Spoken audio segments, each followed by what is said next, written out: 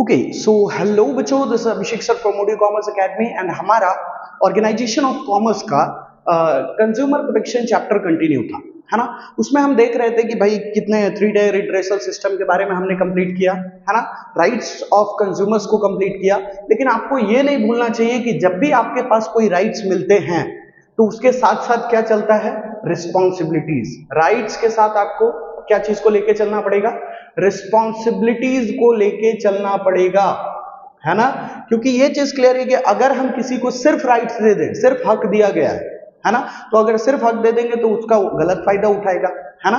तो यहां पे ये चीज समझ के चलिएगा कि राइट्स के साथ आपको क्या क्या चीज भी समझ के चलना पड़ेगा कि रिस्पॉन्सिबिलिटीज भी रखना रहता है कुछ, है ना। देखिए, जैसे मैं आपको एक एग्जांपल देता हूं, आपके पेरेंट्स जो हैं आपको राइट्स दे के रखे हैं कि आप बच्चे बाहर जाके घूम सकते हो, आप अपने दोस्तों के साथ बाहर जा सकते हो, है ना। तो वो राइट्स जो मिला आपको, उसके साथ साथ कुछ रिस्पॉन्सिबिलिटी भी मिली आपको।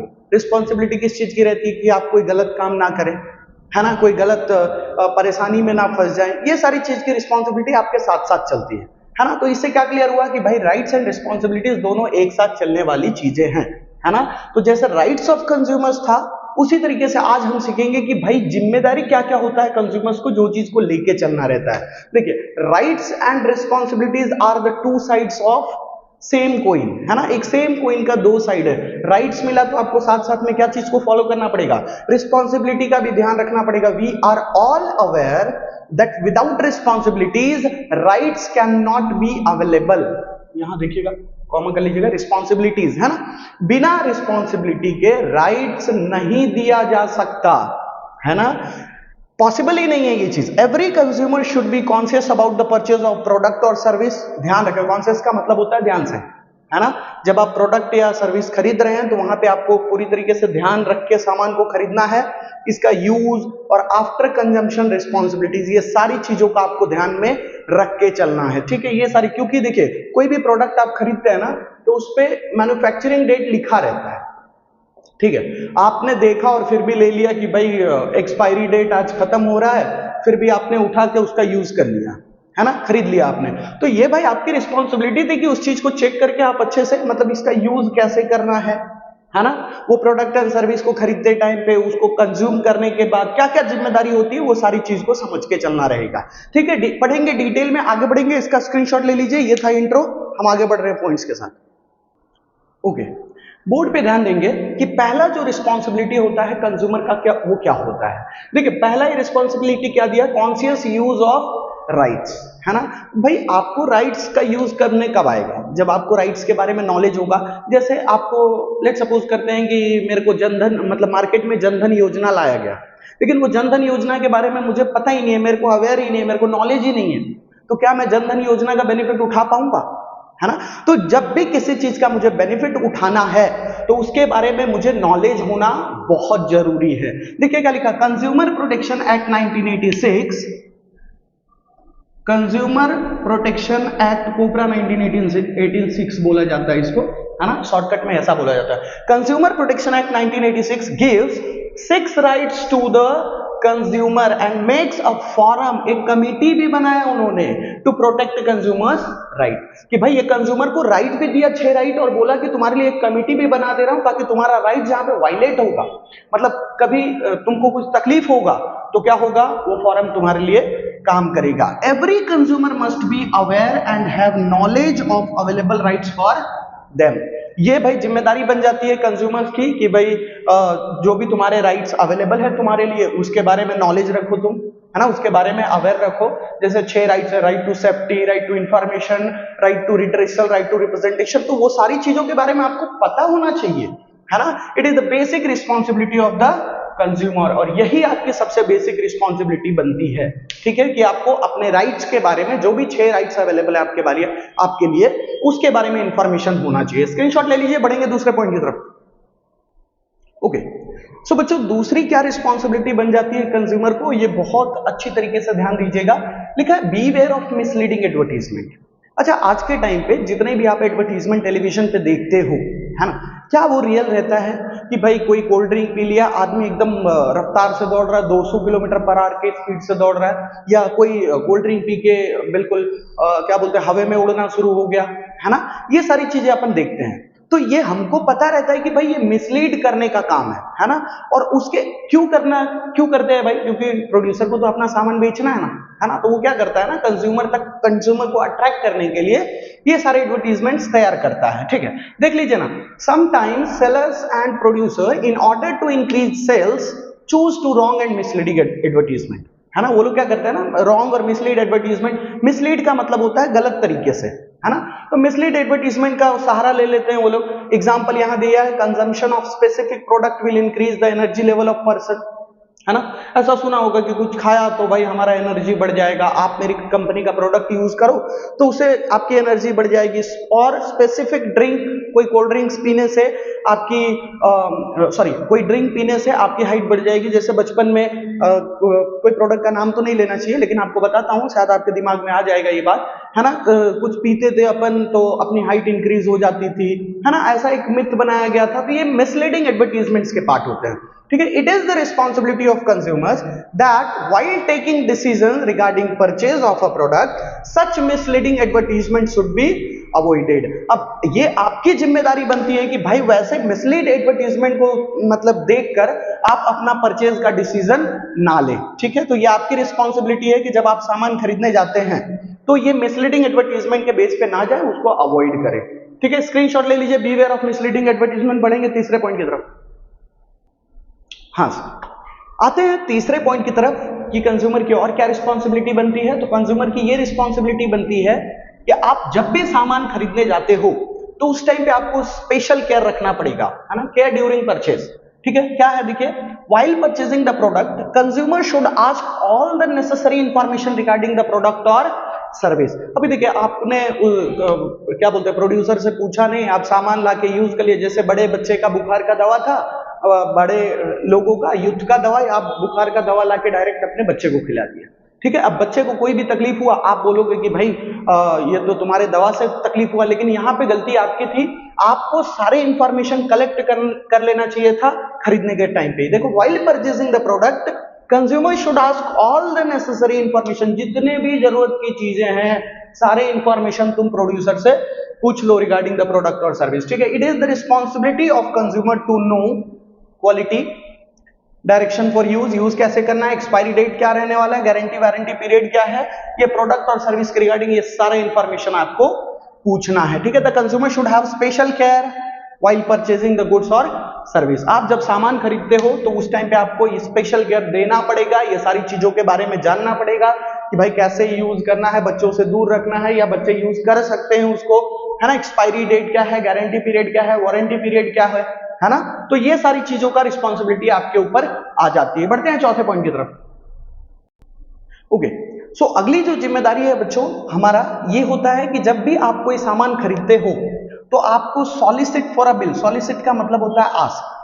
ठीक है, आपको सामने वाले बंदे से, जिससे भी आप सामान खरीद रहे हो, उससे आपको बिल लेना पड़ेगा। कई बार हमसे क्या गलती होती है ना कि भाई सामान सस्ते में पड़ा, दुकान वाले भी क्या बोलते हैं ना, अगर विदाउट बिल लोगे तो आपको सस्ते में सामान पड़ जाएगा। ठीक है, विदाउट बिल का ये बेनिफिट होता है कि उसके ऊपर उनको टैक्स नहीं भरना पड़ता। ठीक है, लेकिन प्रॉब्लम ये होता है कि इन फ्यूचर जाके अगर वो प्रोडक्ट से हमको कोई नुकसान हुआ तो हम उसके लिए कहीं पे कंप्लेन नहीं कर पाएंगे, कोई हमारा सपोर्ट नहीं करेगा। देखिए, whenever consumer purchase a product और service he should ask for the bill from seller. भाई ये आपकी जिम्मेदारी है, सिर्फ राइट्स को लेके मत रोते रहो कि मेरा हक है। आप अपना जिम्मेदारी भी फॉलो करो, है ना। ये आपकी रिस्पॉन्सिबिलिटी बनती है कि जब भी आप प्रोडक्ट और सर्विस खरीदने जाते हो तो सेलर से क्या डिमांड करो, बिल का डिमांड करोगे। और हर सेलर बाउंड है, कल हमने बाउंड वर्ड का मतलब समझा था, बाउंड का मतलब उसको करना ही करना पड़ेगा, है ना। Every seller is bound to give a bill as a proof of purchase of product. Let's suppose करते हैं मैं कंपनी का मतलब मैं कोई सामान बेच रहा हूं, तो जब भी मेरे से कोई भी परचेजर आएगा सामान खरीदने के लिए तो मैं बाउंड हूं, मतलब मेरे को करना ही पड़ेगा, मेरे को बिल देना ही पड़ेगा उनको, है ना। तो every seller is bound to give a bill as a proof of purchase of product. I hope clear हो रहा है concept. If consumer has any problem, तकलीफ तो यहां शुरू होता है, अगर कंज्यूमर को कोई नुकसान हो गया या डिफेक्टिव प्रोडक्ट निकल गया या कुछ डैमेज हुआ, तो कोई भी प्रॉब्लम हुआ प्रोडक्ट के regarding, and wants to complain, और वो कंज्यूमर क्या चाहता है, उसके खिलाफ कंप्लेन करे, तो it is compulsory to submit the bill. आपको क्या करना पड़ेगा, बिल सबमिट करना पड़ेगा। कहां जाके, कंज्यूमर फोरम। कंज्यूमर फोरम 3 थे हमारे, है ना, 3 टियर जब पढ़े थे, डिस्ट्रिक्ट लेवल वाले, स्टेट लेवल वाले, नेशन, मतलब वहां पे जाके आपको क्या सबमिट करना पड़ेगा भाई, बिल सबमिट करना पड़ेगा और बताना पड़ेगा कि मेरे को ये तकलीफ हुआ है। ठीक है, स्क्रीनशॉट ले लीजिए। आज फॉर अ बिल का बढ़ेंगे आगे। Okay, next point is registration of genuine complaints. अगर आपको किसी भी प्रोडक्ट के रिगार्डिंग आपको अगर तकलीफ होता है तो आप जेन्युइन कंप्लेंट्स करो। देखो, 2 तरीके की चीजें देखने को मिलती है। क्या क्या देखा, वो दोनों पॉइंट हम इसमें सीखेंगे। जैसे कभी ऐसा होता है कि भाई कंज्यूमर को तकलीफ नहीं भी हो, थोड़ा सा तकलीफ हुआ, तो वो क्या करता है ना, प्रोड्यूसर पे क्लेम कर देता है, बड़ा हर्जाना मांगता है, बोलता है कि भाई मेरे को नुकसान हुआ, मेरे को चाहिए हर्जाना, है ना। और कंपनीज भी क्या करती है ना, अपने गुडविल के चक्कर में, कि उनका गुडविल ना खराब हो, इसलिए वो ऐसा कर दे, लेकिन ये सही नहीं होता।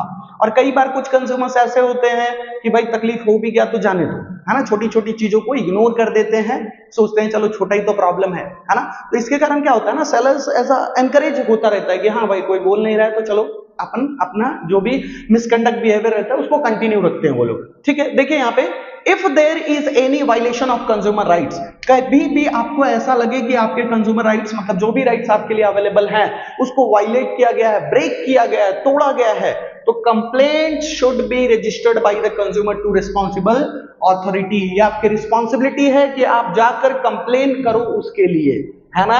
देखिए, very often consumers ignore minor problems. कभी कभी ऐसा होता है कि कंज्यूमर क्या करते हैं भाई, इग्नोर कर देते हैं, भाई जाने दो, है ना, छोटा सा तकलीफ तो है, which is not a correct approach। ये अच्छी बात नहीं है ना। It encourages sellers to continue their work, है ना, their misconduct ऐसा लिख सकते थे, है ना। It encourages sellers to continue their misconduct work, है ना। तो यहाँ पे क्या पॉइंट आया कि भाई कभी कभी सेलर्स क्या करते हैं, इग्नोर करते हैं, तो इसके कारण क्या होता है, सेलर्स को और बढ़ावा मिलता है। और यहाँ पे देखिए क्या लिखा, on the other hand consumers misuse their available right which is not appropriate. कभी कभी है ना कंज्यूमर्स, जैसे आपको अभी बीच में सुनने को मिल रहा होगा कि लड़कियां को जो राइट्स दिए जाते हैं, है ना, तो कुछ लड़कियां समझती हैं कि भाई उसकी कैसे यूज करना है, लेकिन कुछ लड़कियां क्या करती हैं, उसका मिसयूज करती हैं। ठीक है, जहां पे वो खुद भी गलत होते हैं तो दूसरे सामने वाले लड़के को फंसा देना या किसी लड़के पे ब्लेम डाल देना। तो गवर्नमेंट कैसा है ना कि लड़कियों के फेवर में रहती है। तो यही तरीके से यहां पे बोला गया कि कंज्यूमर अपने राइट्स का गलत भी फायदा उठा सकता है ना, क्योंकि उसको राइट्स अवेलेबल है, तो क्या करता है ना, कभी कभी वो अपनी चीजों का मिसयूज करता है, और ये चीज सही नहीं होता। ठीक है, registration of genuine complaints, screenshot ले लीजिए, बढ़ेंगे लास्ट पॉइंट की तरफ। ओके, सो बच्चों, लास्ट पॉइंट एनवायरमेंटल प्रोटेक्शन, है ना। ये भी जिम्मेदारी बनती है कंज्यूमर की। अभी देखिए कैसा होता है ना, ये बंदा चॉकलेट खाया या वेफर खाया, क्या किया, थैली इधर फेंक दिया, इधर फेंक दिया, मतलब जहां वो खा रहा था या पी रहा था, सामान बॉटल वहां पे रोड पे फेंक के चला गया। तो इसके कारण क्या होता है ना कि भाई डर्ट्स होते हैं, वो एनवायरनमेंट पॉल्यूट होता है। तो ये सारी चीजों का ध्यान रखने की जिम्मेदारी होती है कस्टमर की, कि भाई आप जब सामान यूज करते हो तो उसका जो वेस्ट होते हैं उसको डिस्पोज करने का ट्राई करो। ठीक है, देखिए क्या लिखा, every consumer should contribute towards the environment protection. Her consumer की रिस्पॉन्सिबिलिटी है कि भाई तुम एनवायरनमेंट प्रोटेक्शन करने के लिए तुम्हारा उसमें कंट्रीब्यूशन होना चाहिए। After the use of goods the waste should be disposed without spreading dirt और पॉल्यूशन। ये चीज का ध्यान रखिए कि जब आप गुड्स का यूज कर लेते हैं तो उसका वेस्ट जो होता है उसको डिस्पोज करने का ट्राई करें। ठीक है, विदाउट स्प्रेडिंग डर्ट और pollution. Okay, this is the basic and primary responsibility of consumers to not to do such activities which is harmful for environment, है ना। ऐसा कोई काम ना करें जिससे कि एनवायरनमेंट को नुकसान हो, हमारा जो एनवायरनमेंट है वो दूषित हो, ऐसा कोई भी काम हमको नहीं करना चाहिए, है ना। जैसा कि तो हम मुंह फाड़ के बोल देते हैं ना कि भाई क्या बोलते हैं, इंडस्ट्रियल सेक्टर से धुआं निकलता है, वहां से कचरा निकलता है, इसलिए हमको बीमारी हो रही है। नहीं, ये भी एक रीजन बनता है। जब आप कहीं पे भी कोई भी सामान फेंक देते हो ना, पानी फेंक दिया, गीला रखा सामान, है ना, बॉटल कहीं पे भी फेंक दिया, तो ये भी डर्ट एंड पॉल्यूशन का रीजन बनता है। ठीक है, तो you are also responsible for the environmental pollution, है ना। तो ये आपकी जिम्मेदारी बनती है कि एनवायरमेंटल जो पॉल्यूशन किए हैं उसको प्रोटेक्ट करने की रिस्पॉन्सिबिलिटी बन जाती है हमारी, सिर्फ आपकी नहीं। It is the basic and primary responsibility of hours, है ना। ओके, स्क्रीनशॉट ले लीजिए, बढ़ेंगे अगले पॉइंट की तरफ। सॉरी, ये तो खत्म हो गया, 6 ही पॉइंट था ना इसमें रिस्पॉन्सिबिलिटीज ऑफ कंज्यूमर में। ओके, ये वीडियो कंप्लीट कर लीजिएगा, देन मैं अगले वीडियो में डिस्कस करने वाला हूं reliefs and remedies available for consumers. क्या क्या रिलीफ एंड रेमेडीज प्रोवाइड किया गया है कंज्यूमर प्रोटेक्शन एक्ट के थ्रू, वो चीज हम डिस्कस करेंगे नेक्स्ट वीडियो में। स्क्रीनशॉट ले लीजिए।